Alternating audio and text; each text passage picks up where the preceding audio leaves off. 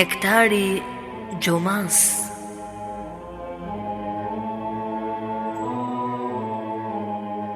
Prezanton Fondacioni Kur'anit.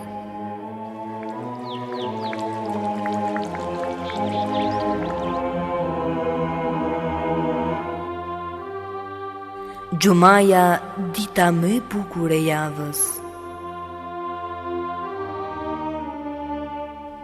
Gjumaja, simboli unitetit të muslimanëve. Gjumaja, koha e të shkuarit më pranë Allahut. Gjumaja, lulishte me lule të shumta e të ndryshme, me të cilat zbukurohet shpirti. Eja një çdo të gjuma të shëtisim me kopshtin e mbushur me dije dhe të mbledhim bashkë nektarin e luleve të saj e të kënaqemi me to. Çdo ditë të gjuma jemi me ju nëpërmjet emisionit Nektari Gjumas. Me emrin e Allahut, të gjithë mëshirshmit, mëshirëplotit. Falënderimet më të sinqerta janë vetëm për Allahun e madhëruar. Paqja dhe mëshira e Allahut qofshin mbi profetin Muhammed, mbi familjen e tij të pastër, mbi shokët e tij të zgjedhur dhe mbi të gjithë të dërguarit dhe profetët e Allahut xhaleshanhu. Të nderuar dëgjues dhe shikues, ju përshëndes me përshëndetjen e bukur islame. Assalamu alaikum wa rahmatullahi wa barakatuhu.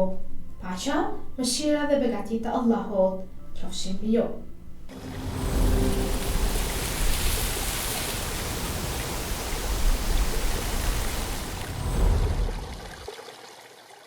Njeriu ka qenë gjithmonë një qenie e cila është në kërkim të së vërtetës, duke ngritur pyetje rreth origjinës së tij, qëllimit të jetës dhe forcës që qëndron pas rendit të mrekullueshëm të universit. Ky kërkim nuk është thjesht një nevojë intelektuale, por është një thirrje e brendshme e shpirtit që e shtyn njeriu të shohë përtej dukjes dhe të reflektojë mbi kuptimin e ekzistencës. Kurani e drejton këtë kërkim drejt shenjave të hapura në krijim, duke e ftuar njeriu të vëzhgojë, të mendojë dhe të arrijë në bindje përmes arsyes dhe zemrës së vetëdijshme, duke parë rreth rrotullt të tij. Në çdo pjesë të universit, nga lëvizja e yjeve në qiellin e Allahut e deri te rrahjet e padukshme të zemrës në gjoksin e njeriut, shfaqet një harmoni e thellë që dëshmon për një rënd të qëllipshëm. Ky rënd nuk është i ftohtë dhe mekanik, por i mbushur me utësi, ekuilibër dhe mëshirë. Sa më shumë që njeriu e studion natyrën dhe veten e tij, aq më qartë kupton se jeta nuk është produkt i rastësisë, por është rezultat i një vullneti të lartë që ka vendosur ligje të sakta për ruajtjen dhe vazhdimsinë e saj. Pikërisht, këtu të nderuar dëgjues dhe shikues, fillon rruga e njohjes së vërtetë. Njohja e vetes si krijesë dhe njohja e Allahut si krijuesi ynë. Dhe reflektimi mbi trupin, mendjen dhe shpirtin tonë, si dhe mbi lidhjen e tyre me ciklet natyrore dhe ligjet e gjithë universit që kemi rreth rrotull nesh, e çon njeriu drejt përmirësisë dhe vetëdijes së thellë.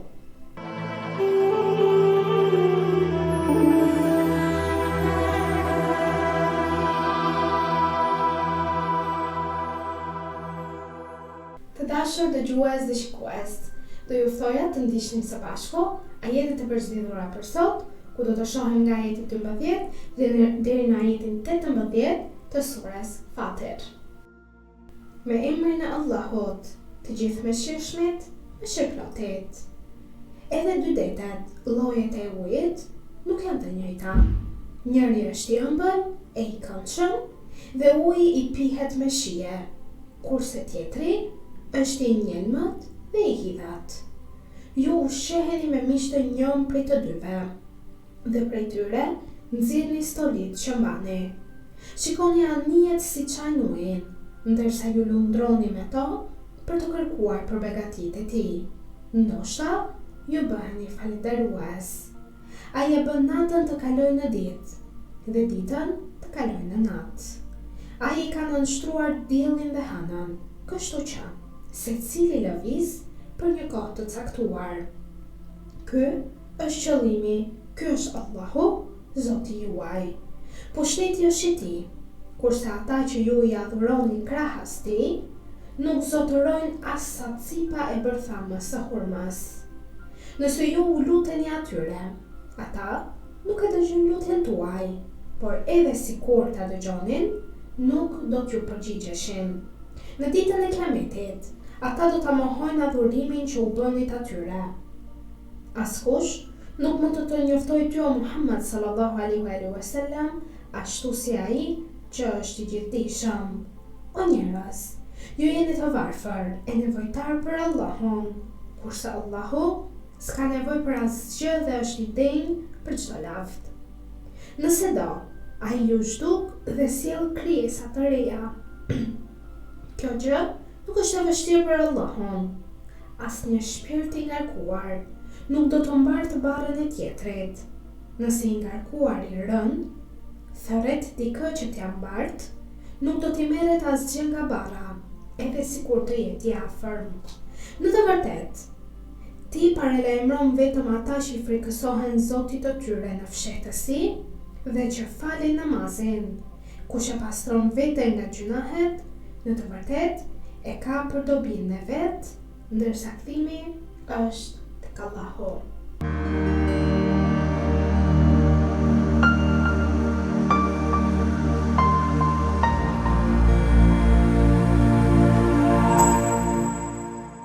Të nderuar dëgjues dhe shikues, për ditën e sotme, në programin në Nektari i Xumas, do të flasim rreth temës argumentet e Allahut të lartësuar në qiell, në tokë dhe bota bimore. Kjo hyrje në botën e reflektimit të njerëzit nuk është vetëm një ushtrim mendimi, por një hap drejt besimit të qëndrueshëm që mbështetet në dije, në përvojë dhe në kuptimin e shenjave të Allahut të shpalosura në qiell, në tokë dhe në qendër qenien e njerëzit. Kur njeriu ndalon dhe vështron me qetësi universin që e rrethon, ai përballet me një rend madhështor që t'i kalon rastësinë dhe imagjinatën njerëzore. Qielli me thellësinë e tij, toka me qëndrueshmërinë e saj dhe pjellorinë që ajo ka, si dhe bota bimore me larminë dhe saktësinë funksionale të çdo bime, qoftë e madhe apo e vogël ajo, janë dëshmi të hapura të një fuqie të lartë që vepron me urtësi absolute. Kurani nuk e fton njeriu vetëm të besojë, por edhe të mendojë, të reflektojë dhe të arrijë bindje përmes arsyes. Argumentet hyjnore nuk janë të fshehura, por të shtrira përpara syve tanë në ligjet e kozmosit, në ekuilibrin e natyrës dhe në jetën që buron nga toka. Njeriu që nga çasti kur ngrit syt drejt qiellit dhe shohim gjitha të kaltërsi, e deri tek toka që ai shkel, është rrethuar nga argumente të qarta të ekzistencës, dijes dhe fuqisë së Allahut të lartësuar. Kurani i famëlart nuk i paraqet këto argumente kot për të treguar pra njeriu se çfarë rrethon, por i tregon si fakte të prekshme, të cilat i ftojnë mendjen tonë, mendjen e njeriut, të reflektojë dhe zemra të butësohet, të bindet dhe të jetë e bindur se Allahu është krijuesi dhe se këto argumente vërtetojnë krijimin e krijuesit me fuqinë absolute. Allahu i madhëruar thot: Bismillahirrahmanirrahim. Allahu është ai që qejt i ka ngritur me shtylla, të cilat nuk mund t'i shihni, e më pas është ngritur mbi fron.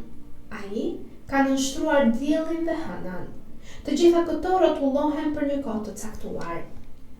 Ai i drejton të gjitha çështjet dhe i shpjegon në hollësi shpalljet, me qëllim që ju të bindeni se do të takoheni me Zotin tuaj. Ajeti i dytë i surës Ra'd. Ai drejtohet njëkohësisht arsyes dhe për ndërgjegjes së njeriut, duke e nxitur njeriu të shohë rendin, harmoninë dhe qëllimin në çdo gjë që rrethon. Allahu kërkon prej nesh që të jemi aktiv, me ç'kuptim të punojë mendja jonë, të punojë ndërgjegja, logjika, që përse është krijuar gjithë ky ky horizont për të vërtetuar besimin tonë, për të vërtetuar njësinë Allahu xhaleshanhu dhe për të vërtetuar se Zoti është një dhe i vetëm dhe ai është krijuesi i çdo gjëje që ne kemi rreth rrotullnesh. Sot, kur shkenca ka përparuar dhe ka zbuluar ligje të hollësishme të universit, këto argumente kuranore shfaqen edhe më të qarta, sepse ato përputhen në mënyrë të habitshme me të dhënat shkencore. Dhe kjo përputhje nuk e zëvendëson besimin, por e forcon dhe më shumë atë dhe e bën më të thellë dhe më të vetëdijshëm për njeriu. Ky ajet vendos themelin e një kuptimi të thellë të kosmosit, ku thuhet qiejt që qëndrojnë pa shtylla, të dukshme pra, janë një shprehje e fuqishme metaforike dhe reale njëkohësisht. Por çfarë e mban qiellin? Si mund të rrijë qielli lart nesh dhe si nuk përmbyset kjo botë? Shkenca moderne ka vërtetuar se universi mbahet në ekuilibër nga forcat të padukshme, të forta dhe të padukshme, si graviteti dhe forcat themelore të natyrës. Galaktikat, yjet dhe planetet lëvizin në orbita të sakta, pa u përplasur dhe pa u shpërndarë në kaos. Si ndodh kjo? Kjo kërkon një rregullim jashtëzakonisht preciz, ku dielli dhe hëna janë ato më thelbësore për jetën e njeriut në tokë. Dielli siguron energjinë që mban gjallë fotosintezën, ciklet klimatike dhe ritmin biologjik të organizmave, dhe hëna nga ana tjetër ndikon në baticat dhe zbacicat, duke ndikuar dhe ndihmuar stabilitetin e oqeaneve dhe ekosistemeve detare. Pra, subhanallahu, kush mund të jetë ai i cili i mban në kaq rregull të gjitha këto që sapo shpjeguam, përveç Allahu xhaleshanhu? Pra, duhet një forcë e madhe, një fuqi absolute, e cila të mbaj gjithë këtë rregull në një mënyrë precize që mos të bëhet një kaos me njëra tjetrën. Astronomia ka zbuluar se këto trupa qiellor kanë një gjatësi të caktuar dhe se universi funksionon sipas ligjeve të përcaktuara. Kush i përcaktoi ato? Allahu i plotfuqishëm. Dhe kjo përputhet plotësisht me fjalën kuranore se gjithçka rrotullohet për një kohë të caktuar. Pra fjala e Allahut vërtetohet sot nga shkenca moderne, nga astronomia e shumë të tjera. Profeti Muhammed sallallahu alaihi wasallam ka thënë, mendimi për krijimin është adhurim. Ky hadith tregon se reflektimi mbi qiellin dhe rëndin e tij nuk është thjesht ushtrim intelektual, por një rrugë drejt njohjes së Allahut, dhe sa më shumë që njeriu kupton saktësinë e këtij rendi, aq më e fortë bëhet bindja se ai nuk mund të jetë produkt i rastësisë. Qiejt që qëndrojnë pa shtylla të dukshme janë një përshkrim i saktë i forcave të padukshme që sot njihen nga shkencat moderne. Graviteti, forcat elektromagnetike dhe ligjet e lëvizjes mbajnë trupat qiellor në ekuilibër të përkryer. Po kush e krijoi këto forca? Kush ishte ai i cili me fuqinë e tij i mban gjallë deri më sot këto forca si graviteti dhe forcat magnetike? Dielli dhe hëna nga ana tjetër nuk lëvizin në mënyrë të çrregullt, por ndjekin orbita të përcaktuara me saktësi matematikore, të gjitha këto duke treguar argumentet për krijimin e Allahut në mënyrën më perfekte dhe precize. Kjo harmonia e jashtëzakonshme është një argument i fortë, i cili është një argument racional, pra nëpërmjet mendimit logjikës për ekzistencën e një krijuesi që i drejton të gjitha çështjet me dije të plotë. Allahu i madhëruar vazhdon në surën Ra'd teksa thot, është ai që e ka shtrirë tokën, duke krijuar në të male dhe lumenj, dhe për çdo lloj frukte, ai ka krijuar nga një çift. Ai ka bërë që nata ta mbulojë ditën. Me të vërtetë, në këto ka shenja për njerëzit që mendojnë. Ajeti i 3 i surës Ra'd. Në këtë ajet vëmendjen të nderuar dëgjues dhe shikues,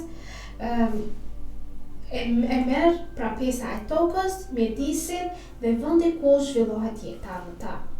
Shtrirja e tokës nënkupton përshtatjen e saj për banim dhe për lëvizje, si dhe balancën e saj fizike që duhet të ketë.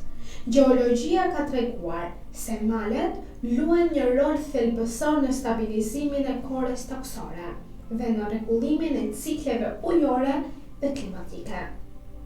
Ato ndikojnë në rreshtet dhe krijojnë burime uji që ushqejnë lumenjt. Lumenjt më pas, sipas shkencës ekologjike, janë sisteme jetike që mbështesin biodiversitetin, buqësinë dhe zhvillimin e qytetërimeve me radhë.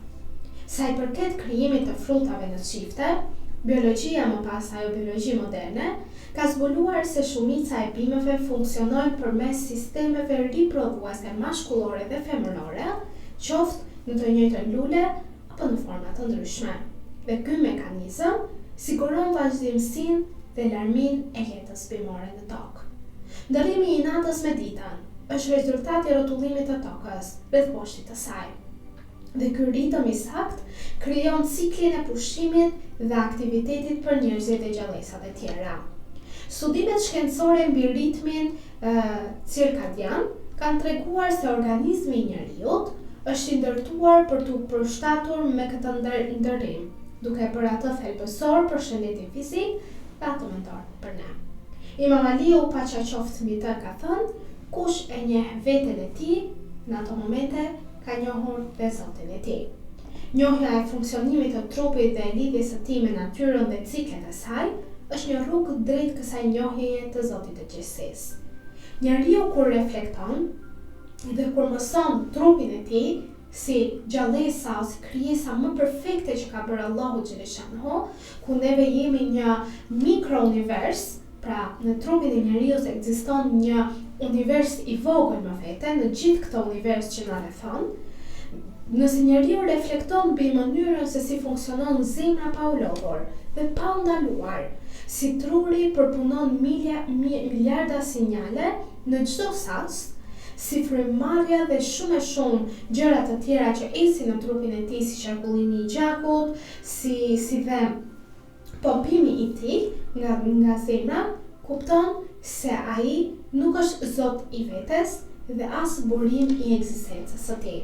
Pra dikush e ka krijuar në këtë mënyrë kaq perfekte. Shkenca moderne ka zbuluar se trupi i njeriut funksionon në harmoni të plotë me ciklet natyrore, me ndërrimin e natës dhe ditës, me ritmin biologjik, me ushqimin dhe me mjedisin përreth, çka tregon se njeriu është pjesë e një sistemi shumë më të madh dhe më të rregull me saktësi. Sa më shumë që njeriu thellohet në njohjen e vetvetes, aq më qartë i bëhet se ky rend nuk është i rastësishëm, por i programuar me urtësi dhe dije absolute. Kjo vetë dije e çon njeriu nga mendjemadhësia drejt përulësisë, sepse në ato momente ai kupton kufijtë e tij dhe njëkohësisht kupton madhështinë e atij që ka krijuar, madhështinë e Allahut xhaleshanhu. Prandaj, njohja e vetes nuk është thjesht njohje biologjike apo psikologjike, por një udhëtim i brendshëm që hap portën e njohjes së Allahut, duke bërë besimin të lindë nga reflektimi i thellë dhe jo nga imitimi i verbër.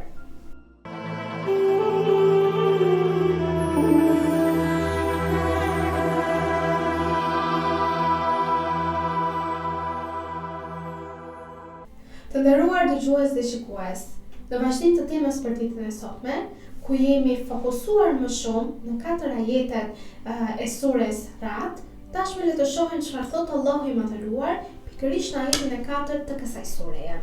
Bismillahirrahmanirrahim. Në tokë ka vise që janë të lidhura njëri me tjetrin, ka kopshte të mbjella me hardhi, ka ara dhe palma të degëzuara dhe jo të degëzuara, të cilat ujiten me të njëjtin ujë, por disa nga frutat i bëjnë më të shijshme nga të tjerat. Padyshim, në këto ka shenja për njerëzit që kanë mend.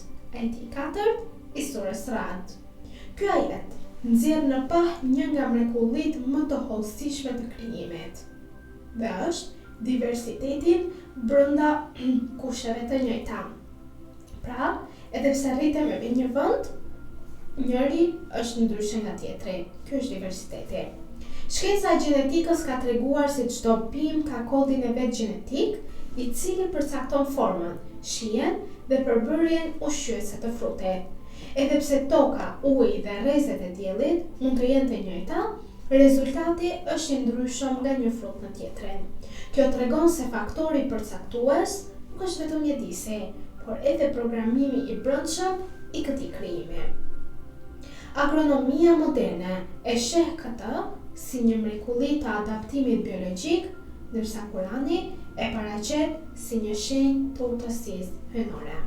Profeti Muhammed sallallahu alaihi wasallam ka thënë: Allahu është i bukur dhe e do bukurinë.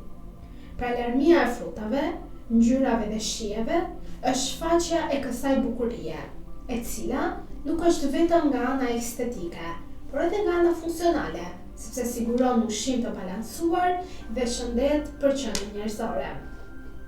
Të dashur vëllezër dhe motra, në mbyllje të emisionit për ditën e sotme dhe në përfundim të ajeteve që kam përsëritur për temën e kësaj dite, paraqisim një panoram të plot të argumenteve të Allahut në qiell, në tokë dhe në botën bimore.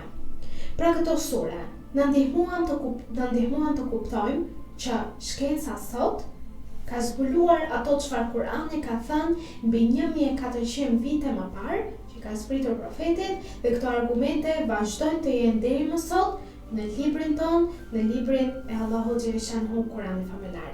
Ai është udhëzues i ynë, treguesi i së vërtetës dhe na tregon se universi që kemi rreth rrotullt nesh, vetë ne si mikrounivers dhe të gjithë krijesat që janë rreth e qark nesh, janë krijimi i Allahut, dhe si Allahu është krijuesi, është njohësi dhe prej tij jemi krijuar dhe tek ai do të kthehemi. Dhe qofshim gjithmonë të udhëzuar, qofshim gjithmonë në rrugën e drejtë të palëkundur, qofshim në këtë rrugë me zemrën të mbushur me iman, pra me besim, me devotshmëri dhe me frikë ndaj Allahut, dhe ta njohim sa më shumë krijuesin ton, të shohim sa më shumë bukurinë e tij në krijimin e tij rreth e qark nesh, dhe të falenderojmë Allahun për çdo begati që na ka dhënë. Këto momente të nderuar dëgjues dhe shikues, ju përshëndes me përshëndetjen e bukur islame. Assalamu alaikum wa rahmatullahi wa barakatuhu. Paqja, mëshira dhe begatit e Allahut qofshin mbi ju. أيها الذين آمنوا إذا نودي للصلاة من يوم الجمعة فاسعوا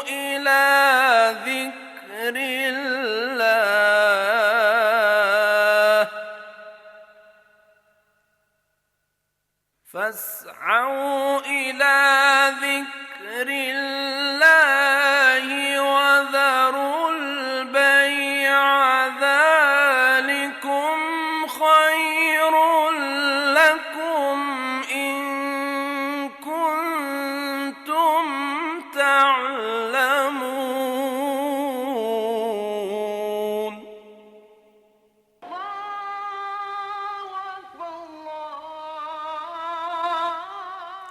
O ju që besuat, kur bëhet thirrja për namaz, ditën e xumas, esni shpejt për aty ku përmendet Allahu, dëgjojini hutbën, falni namazin, e lini shitblerjen. Kjo është shumë më e dobishme për ju nëse jeni që e dini. أشهد أن